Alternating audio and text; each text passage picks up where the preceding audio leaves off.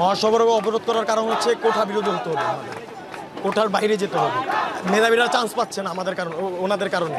তাই আমাদের কোঠা বিরোধী হতে হবে। আমাদেরকে সে বলেছে আমরা নাকি রাজাকার। আমাদের বাপদাদা কি রাজাকার ছিল? ছিল ভাই, রাজাকার ছিল না। আমরা রাজাকারের সন্তান না, আমরা পাকিস্তানি না, আমরা বাংলাদেশি। আমার দাদা যুদ্ধ করছে 1971 সালে। আমার ভাইয়েরা হাজার হাজার ভাইয়েরা রক্তদান করছে।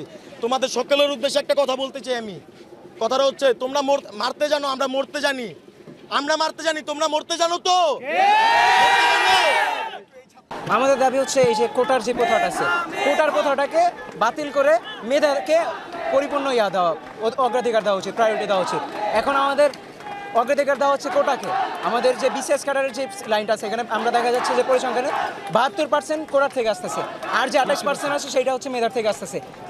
কিন্তু ঠিক আছে, আমরা যে মুক্তিযুদ্ধের কোঠা নিয়ে আন্দোলন করছি, আমরা এটা বাতিল চাই। আমরা ছাত্র সমাজ যেই দাবিটা করছে, এই দাবি আমরা সরকার থেকে চাই। এই সরকার যদি আমাদের এই দাবি না মানে, তাহলে আমরা রাজপথে থাকবো এবং এই আন্দোলন চলবে। আমার নানা একজন মুক্তিযোদ্ধা, ঠিক আছে, আমার কোটা আছে, কিন্তু আমার নানা 1971-এ যুদ্ধে গেছে মানুষের অধিকার রক্ষায়। আমি তার নাতি হয়ে দেশের মানুষের অধিকার চিবাবো? কখনো না।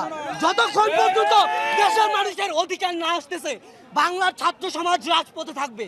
বাংলার ছাত্র সমাজ সেই প্রাচীনকাল থেকে তাদের অধিকারের জন্য লড়াই করে গিয়েছে এবং লড়াই করে যাচ্ছে, ইনশাআল্লাহ ভবিষ্যতেও লড়াই করবে।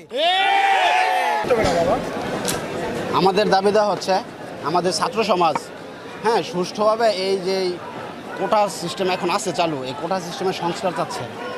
কারণ মেধাবীরা এখানে চাকরিতে প্রবেশের সুযোগ সুবিধা খুবই কম। কারণ 56% একটা দেশে যদি কোটা থাকে, তাহলে মেধাবীদের মূল্যায়ন হয় কীভাবে? এই কোটার কথা আমরা সংস্কারের জন্য আমরা সুশৃঙ্খলভাবে রাজপথে নেমে এসেছি। আমাদের সারা বাংলাদেশের ছাত্র সমাজ রাজপথে নেমে এসেছে।